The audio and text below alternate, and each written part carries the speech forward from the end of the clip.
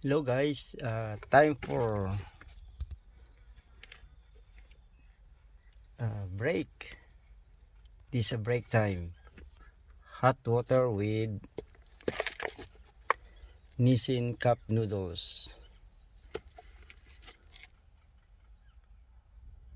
This life here in New Zealand. Yeah, that is connected to there. My van has a 220 volts connection as well.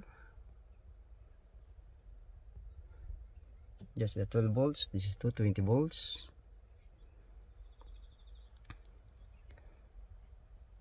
Now the water is boiling.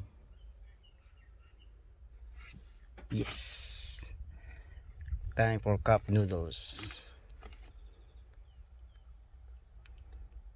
Come on guys, let's eat. Thank you.